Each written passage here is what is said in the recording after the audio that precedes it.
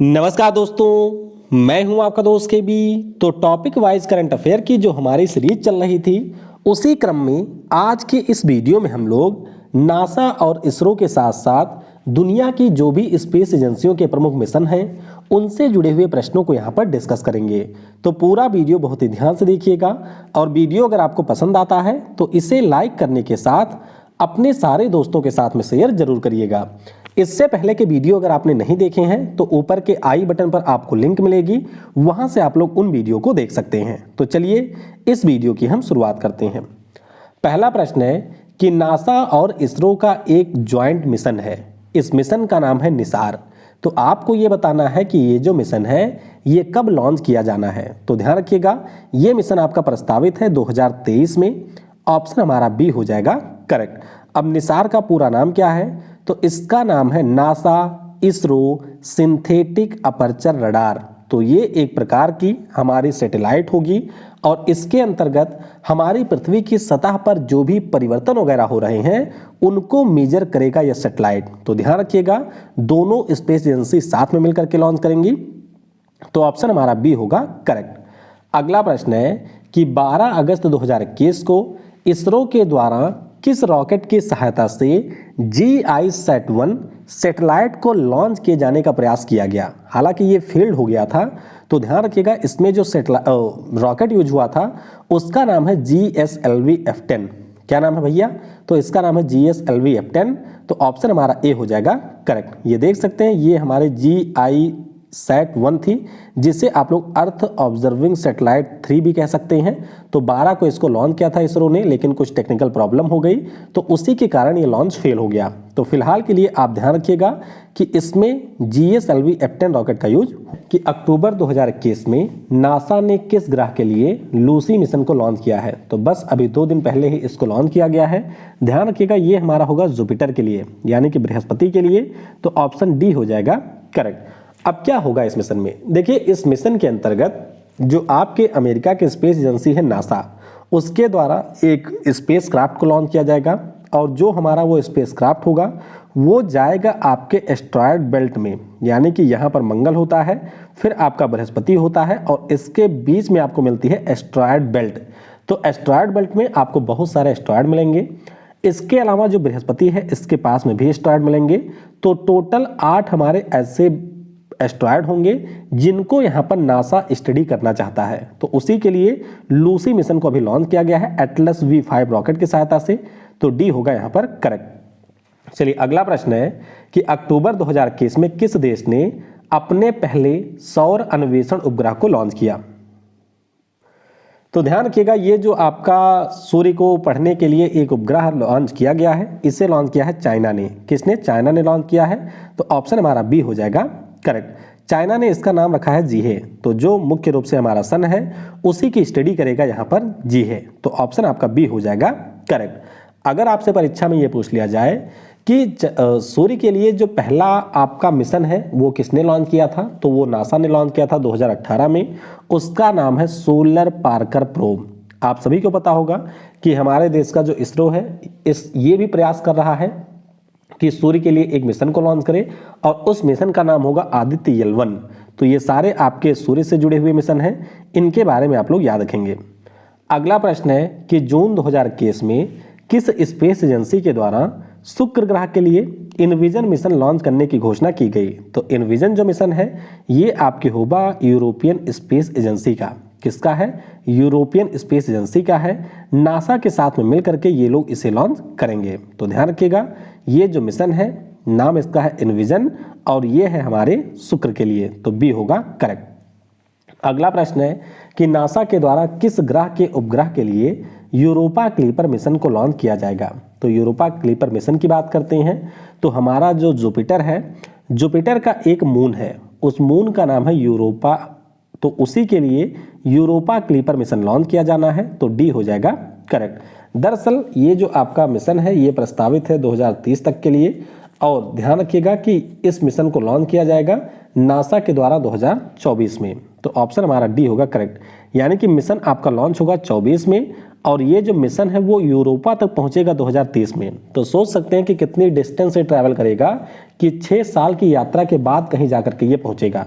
तो ऑप्शन हमारा डी होगा करेक्ट। अगला प्रश्न है कि अगस्त 2021 में किस स्पेस एजेंसी के द्वारा यूटेलसैट क्वांटम सैटेलाइट को लॉन्च किया गया। तो ये जो यूटेलसैट क्वांटम सैटेलाइट है इसको लॉन्च किया है यूरोपियन स्पेस एजेंसी ने। किसने? ईएसए ने लॉन्च किया।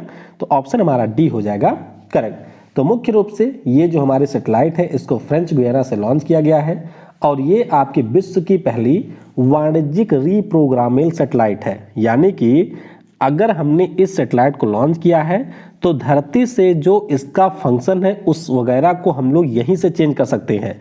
तो इसीलिए ये काफ़ी ज़्यादा महत्वपूर्ण है। ऑप्शन डी होगा करेक्ट। अगला प्रश्न है कि जुलाई 2021 में किस बिलियनियर ने न्यू शेफर्ड रॉकेट एरोप्लेन से स्पेस की यात्रा की है। तो ध्यान रखिएगा इनका नाम है जेफ बेजोस। क्या नाम है? जेफ बेजोस नाम है इनका। अमेजन कंपनी के ये मालिक हैं। डी हो जाएगा यहाँ पर करेक्ट। अब इसमें ये टोटल 4 लोगों को लेकर के गए थे स्पेस में घुमाने। ध्यान रखिएगा इस दौरान एक बहुत ही महत्वपूर्ण रिकॉर्ड भी बना है। वो क्या है? तो एक हमारे व्यक्ति हैं जिनका नाम है वैली फंक। तो वैली फंक स्पेस में पहुंचने वाले सबसे वृद्ध व्यक्ति बन गए हैं। और एक है ओलिवर डीमन, इनकी एज है मात्र 18 साल। तो ये बन गए हैं सबसे युवा जो कि स्पेस में पहुंचे हैं। तो ये दोनों रिकॉर्ड भी बने हैं। ध्यान रखिएगा ऑप्शन डी होगा करेक्ट। अगला प्रश्न है कि मई 2021 में किस स्पेस एजेंसी ने चंद्रमा की सतह पर पानी की खोज करने के लिए वाइपर मिशन लॉन्च करने की घोषणा की। तो ये जो वाइपर मिशन है ये भी होगा नासा का। किसका है? नासा का है। तो ऑप्शन हमारा ए हो जाएगा करेक्ट। ये देख सकते हैं वाइपर का नाम है वोलाटाइल्स इन्वेस्टिगेटिंग पोलर एक्सप्लोरेशन रोवर। तो मुख्य रूप से नासा इसको 2023 में लॉन्च करने की योजना बना रहा है। इसमें ये लोग एक मोबाइल रोबोट भेजेंगे और ये जाकर के खोजेगा पानी। तो ऑप्शन ए हो जाएगा करेक्ट।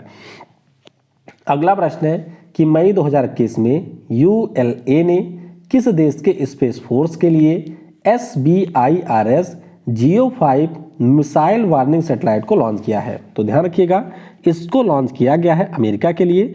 ऑप्शन हमारा ए हो जाएगा करेक्ट। यूएलए का मतलब होता है यूनाइटेड लॉन्च अलायंस। तो इसने अभी एक यहाँ पर सैटेलाइट को लॉन्च किया है। मुख्य रूप से ये जो आपकी सैटेलाइट होगी, मान लीजिए अगर किसी देश की तरफ से कोई मिसाइल वगैरह फायर कर दिया जाता है अमेरिका की तरफ, तो उसके बारे में ये सैटेलाइट करेगा चेतावनी। तो ध्यान रखिएगा ऑप्शन यहाँ पर ए अमेरिका हो जाएगा करेक्ट। अगला प्रश्न है कि वर्ष 2021 के अंत तक किस स्पेस एजेंसी ने लकड़ी के सैटेलाइट लॉन्च करने की घोषणा की। अब ध्यान आपको ये रखना है कि पिछले साल के लास्ट में यानी कि लगभग नवंबर दिसंबर के आसपास जापान ने ये कहा था कि हम लकड़ी का सैटेलाइट लॉन्च करेंगे 2023 में। ठीक है, ये कहा था जापान ने कि हम लॉन्च करेंगे लकड़ी की सैटेलाइट। तो दरअसल जाक्सा आपकी पहली स्पेस एजेंसी थी, लेकिन यहाँ पर क्या हुआ कि अभी इस साल जो यूरोपियन स्पेस एजेंसी है उन्होंने कहा कि भैया हम तुमसे पहले लॉन्च करेंगे। ठीक है, तो इन्होंने कहा है कि हम इसी साल लॉन्च कर देंगे, आप 2023 में करेंगे। तो ऑप्शन हो जाएगा यहाँ पर सी यानी कि यूरोपियन स्पेस एजेंसी। ये देख सकते हैं ये आपका सैटेलाइट होगा, वीजा उडसैट इसका नाम है और ये लॉन्च किया जाएगा इसी साल के अंत तक। अगला प्रश्न है कि नासा का जो हबल टेलीस्कोप है इसने किस उपग्रह पर जल वाष्प के उपस्थिति का पता लगाया है। तो ध्यान रखिएगा इन्होंने पता लगाया है अभी आपके गैनीमेड पर। गैनीमेड के बारे में पता होगा कि हमारे सोलर सिस्टम का ये सबसे बड़ा मून है। ठीक है, किसका है? तो ये है बृहस्पति का। तो नासा का जो हबल टेलीस्कोप है इसके डेटा को अभी पढ़ा जा रहा था, उसी दौरान ये पता चला है। तो ऑप्शन हमारा ए होगा करेक्ट। अगला प्रश्न है कि नासा किस उपग्रह के लिए ड्रैगन फ्लाई मिशन लॉन्च करेगा। उपग्रह का मतलब मून है, ये सैटेलाइट नहीं। उपग्रह मतलब नेचुरल सैटेलाइट की बात हो रही है। तो ध्यान रखिएगा ये जो ड्रैगन फ्लाई है ये होगा आपके टाइटन के लिए। टाइटन ध्यान रखिएगा ये आपके सैटर्न का सैटेलाइट मतलब मून है और इसी के लिए ड्रैगन फ्लाई मिशन को लॉन्च किया जाएगा जून 2027 में। तो इसके अंतर्गत नासा एक रोबोटिक रोटर क्राफ्ट भेजेगा। ऑप्शन हमारा ए होगा करेक्ट। अगला प्रश्न है कि अमेरिकी स्पेस एजेंसी नासा के आगामी जो चंद्रमा का मिशन है उसका नाम क्या है। बहुत ही ज़्यादा महत्वपूर्ण है, ध्यान रखिएगा इस मिशन का नाम है आर्टेमिस। क्या नाम है? आर्टेमिस इसका नाम है। तो ऑप्शन यहाँ पर डी हो जाएगा करेक्ट। तो इसमें बहुत सारे देशों की स्पेस एजेंसियां हैं जो कि आपके इनकी मदद करेंगी नासा की, और इसकी सहायता से ये लोग इसे लॉन्च करेंगे सितंबर 2024 में। मिशन की खास बात क्या होगी? देखिए, नासा का प्रोग्राम कुछ ऐसा है कि हम लोग पृथ्वी से 2 व्यक्तियों को भेजेंगे चंद्रमा पर। अब ये 2 व्यक्ति जाएंगे चंद्रमा पर, ये लगभग 1 हफ्ते रहेंगे। लेकिन इसकी सबसे खास बात यह है कि इस मिशन के अंतर्गत आपका प्रोग्राम ये भी है कि इस दौरान पहली महिला को भी चंद्रमा पर भेजा जाए। तो 2 में से 1 संभवतः महिला होगी। तो ऑप्शन हमारा यहाँ पर हो जाएगा डी, आर्टेमिस मिशन इसका नाम है। अगला प्रश्न है कि वर्ष 2022 में किस देश के द्वारा सुपर बिट टेलीस्कोप लॉन्च किया जाएगा? तो ये जो सुपर बिट टेलीस्कोप है इसको भी लॉन्च करेगा अमेरिका। कौन लॉन्च करेगा? अमेरिका, यानी कि ऑप्शन डी हो जाएगा करेक्ट। सुपर बिट का मतलब क्या है? देखिए, सुपर बिट का मतलब होता है super Ballon born imaging telescope. तो आप सभी को पता होगा कि अमेरिका का हबल टेलीस्कोप है जिसकी सेवा समाप्त हो चुकी है लगभग, या समाप्त होने वाली है, तो उसी को रिप्लेस करेगा ये आपका सुपर बिट टेलीस्कोप। तो प्रोग्राम ये है नासा का कि इसे हम लोग 2022 तक लॉन्च कर देंगे। तो ऑप्शन डी होगा करेक्ट। अगला प्रश्न है कि जुलाई 2021 में नासा के कैसनी अंतरिक्षयान ने किस उपग्रह पर मीथेन गैस का पता लगाया है? तो मीथेन गैस का जो पता है ये अभी लगाया गया है आपके टाइटन पर, यानी कि जो शनि का हमारा मून है उसके ऊपर इसका पता लगा है। तो ऑप्शन यहाँ पर बी हो जाएगा करेक्ट। ये देख सकते हैं आपका जो कैसनी वो है, क्या नाम है, कैसनी नाम का जो स्पेसक्राफ्ट है वो नासा के द्वारा लॉन्च किया गया था, और इसी ने अभी यहाँ पर मीथेन गैस का पता लगाया है। इसके अलावा आप लोग ये भी ध्यान रखिएगा कि जो हमारा सैटर्न प्लैनेट है उस पे एक और आपको मून मिलेगा जिसका नाम है एन्फेलेडस। तो नासा के द्वारा यहाँ पर यह भी बताया गया कि जो एन्फेलेडस है यहाँ पर शायद आपको लिक्विड ओशियन भी देखने को मिलेगा। तो ये भी ध्यान रखिएगा, ऑप्शन बी होगा करेक्ट।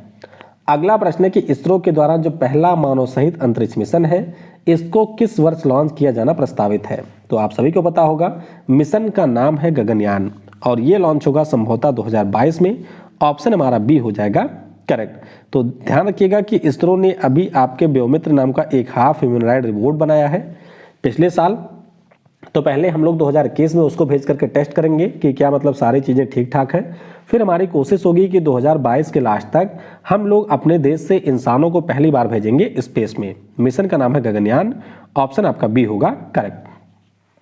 अगला प्रश्न है कि भारत किस देश के साथ मिलकर शुक्र ग्रह के लिए एक मिशन लॉन्च करेगा? तो ध्यान रखिएगा मिशन का नाम होगा शुक्रयान 1, और इसमें हमारे देश की सहायता करेगा फ्रांस। तो वीनस के लिए हमारा ये पहला मिशन होगा, ऑप्शन यहाँ पर बी हो जाएगा करेक्ट। तो GSLV मार्क 3 का यहाँ सेकंड का यूज होगा, और ये आपका प्रस्तावित है दिसंबर 2024 में या फिर आपके 2026 के मध्य में। तो नाम इसका है शुक्रयान, ऑप्शन बी होगा करेक्ट। अगला प्रश्न है कि भारत के द्वारा जो चंद्रमा के लिए चंद्रयान 3 मिशन है ये किस वर्ष के लिए प्रस्तावित है? ध्यान रखिएगा आप लोग कि जो हमारा चंद्रयान 2 था, आप सभी को पता होगा कि जिस पर्पज से हमने उसको लॉन्च किया था वो हम अचीव नहीं कर पाए थे। तो चंद्रयान 2 में जो हमारा लैंडर था और रोवर था वो दोनों डिस्ट्रॉय हो गए थे। तो इसीलिए हमने 2022 में ये प्लान बना दिया है कि हम लोग चंद्रयान 3 लॉन्च करेंगे, और इसमें एक बार फिर से हम लोग चंद्रमा के ऊपर सॉफ्ट लैंडिंग का प्रयास करेंगे। तो ध्यान रखिएगा, ऑप्शन यहाँ पर ए हो जाएगा करेक्ट। अगला प्रश्न है कि किस स्पेस एजेंसी ने एक साथ 143 सैटेलाइट लॉन्च करके इसरो के रिकॉर्ड को तोड़ दिया है? तो ध्यान रखेंगे आप लोग, ये जो रिकॉर्ड है इसको तोड़ा है अभी आपके स्पेस एक्स ने। ठीक है, मैंने आपको बताया था कि 15 फरवरी 2017 में इसरो जो है उसने 104 को लॉन्च कर दिया था। ठीक है, तो उसी का ये रिकॉर्ड था जिसको अभी तोड़ दिया है स्पेस एक्स ने। इन्होंने अपने ट्रांसपोर्टर 1 मिशन के अंतर्गत एक साथ 143 सैटेलाइट को लॉन्च कर दिया। तो ऑप्शन ए होगा करेक्ट। अगला प्रश्न है कि जो प्रोजेक्ट लून है ये किस कंपनी की एक महत्वाकांक्षी परियोजना है? ध्यान रखिएगा ये आपके अल्फाबेट की है जो कि गूगल की पेरेंट कंपनी है। अब इस मिशन में क्या था, तो जैसे आपने पढ़ा होगा स्टार लिंक के बारे में जो कि आपके एलन मस्क का प्रोजेक्ट है, जिसमें वो लोग 12,000 सैटेलाइट लॉन्च करेंगे और पूरी दुनिया में इंटरनेट पहुंचाएंगे। ठीक उसी प्रकार से ये आपके अल्फाबेट का प्रोजेक्ट था जिसमें इनका लक्ष्य ये था कि रूरल और रिमोट एरिया जो है वहाँ तक हम लोग इंटरनेट कनेक्टिविटी पहुँचाएंगे। फिलहाल ये आपका न्यूज़ में इसलिए आ गया इस साल क्योंकि अब अल्फाबेट ने ये कहा है कि घाटा हो रहा है शायद मेरा इससे, तो इसीलिए हम लोग इसे कर देंगे बंद। तो ऑप्शन सी हो जाएगा करेक्ट। अगला प्रश्न है कि अप्रैल 2021 में किस देश ने अपने मंगल ग्रह के रोवर का नाम जो है वो रखा है ज़ुरोंग। तो ध्यान रखिएगा, मंगल ग्रह का जो रोवर है ये है चाइना का। किसका है? चाइना का है। तो ऑप्शन डी हो जाएगा करेक्ट। ये देख सकते हैं इसी साल मई में आपके चाइना का जो रोवर है इसने मंगल के ऊपर लैंडिंग की है और इसका नाम है ज़ुरोंग। इसे होसिंग भी कहा जाता है जिसका मतलब होता है अग्नि तारा। तो ऑप्शन डी होगा करेक्ट।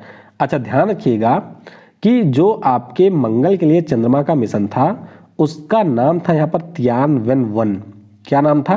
तियानवेन-1 नाम था। तो मिशन भी आप लोग ध्यान रखेंगे। अगला प्रश्न है कि अप्रैल 2021 में किस देश के द्वारा नियो 01 नाम से एक रोबोट प्रोटोटाइप लॉन्च किया गया। तो ये जो रोबोट प्रोटोटाइप है इसको लॉन्च किया है यहाँ पर किसने? चाइना ने। किसने लॉन्च किया है?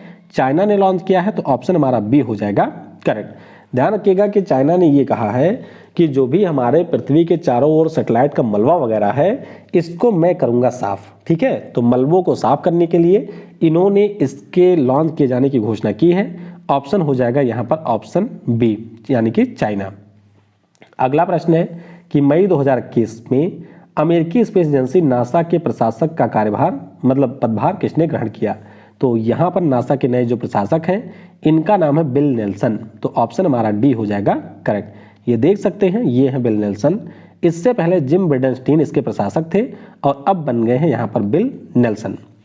अगला प्रश्न है कि फरवरी 2021 में स्पेस एक्स के किस प्रोटोटाइप रॉकेट में लैंडिंग के दौरान हो गया था विस्फोट। तो ध्यान रखिएगा ये आपका है स्टारशिप SN9।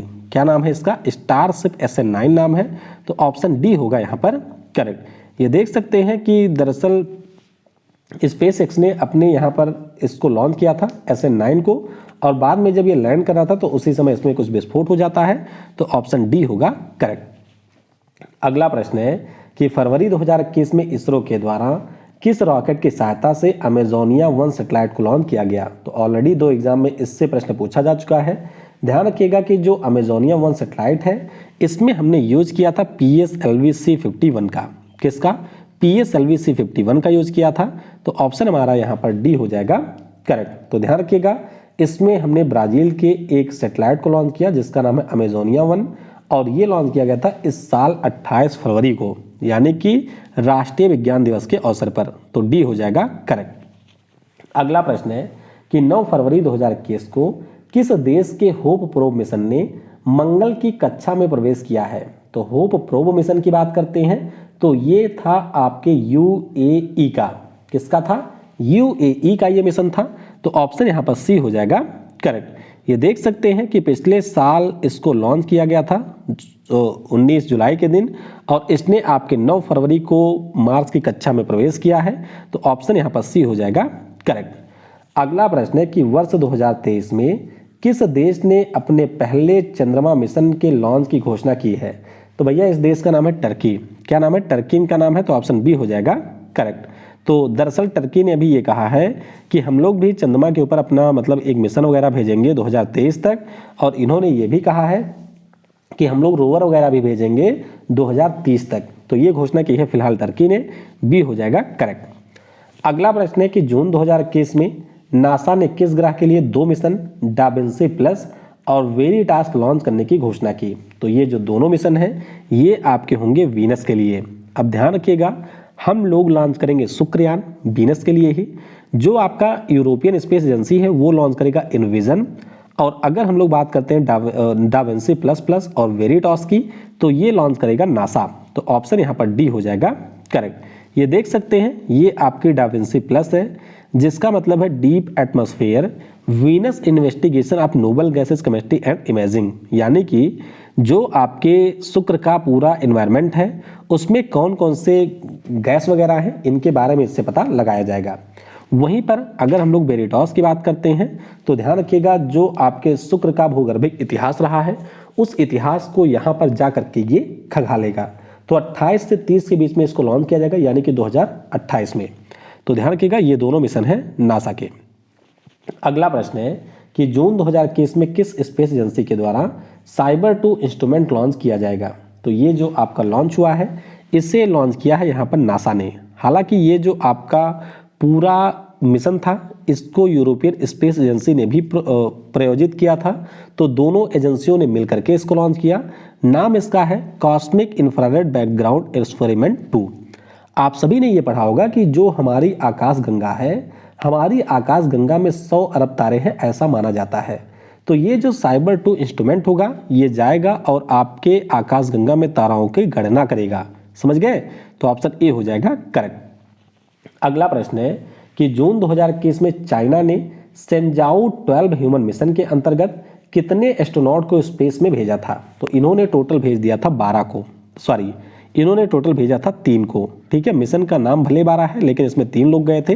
तो ऑप्शन हमारा सी हो जाएगा करेक्ट। ये देख सकते हैं ये 3 लोग उस समय गए थे, हालांकि लौट करके अब ये लोग वापस भी आ चुके हैं।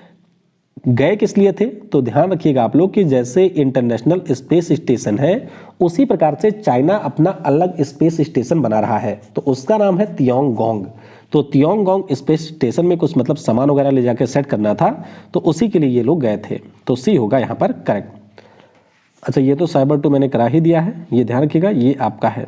अगला है कि अप्रैल 2021 में किस स्पेस एजेंसी के द्वारा सील्ड्स मिशन को सफलतापूर्वक लॉन्च किया गया? तो ये जो सील्ड्स मिशन है ये भी है नासा का। किसका है? नासा का है। तो सी हो जाएगा करेक्ट। देख सकते हैं कि सील्ड्स का पूरा नाम है spatial heterodyne interferometric emission line dynamics spectrometer. तो ये आपका पूरा मतलब मिशन का नाम है और इसके अंतर्गत जो भी आपके इंटरस्टेलर स्पेस से पार्टिकल या गैसेज वगैरह आती हैं उसको स्टडी करेगा ये मिशन। तो सी हो जाएगा करेक्ट। अगला प्रश्न है कि मई 2021 में किस देश ने कार्गो स्पेसक्राफ्ट तियानजाओ 2 को स्पेस में लॉन्च किया? तो ध्यान रखिएगा ये जो आपका स्पेसक्राफ्ट है इसको लॉन्च किया है चाइना ने। नाम से ही आप समझ सकते हैं किसका होगा, तो ये चाइना का है। तो ऑप्शन ए हो जाएगा यहाँ पर करेक्ट। तो इस प्रकार से जो भी हमारे सबसे महत्वपूर्ण प्रश्न थे उन सारे प्रश्नों को हमने डिस्कस कर लिया है। वीडियो आपको कैसा लगा इसके बारे में आप लोग नीचे कमेंट में बता सकते हैं। आगे और आप लोग किन टॉपिक वाइज करंट अफेयर की वीडियो चाहते हैं वह भी बता सकते हैं।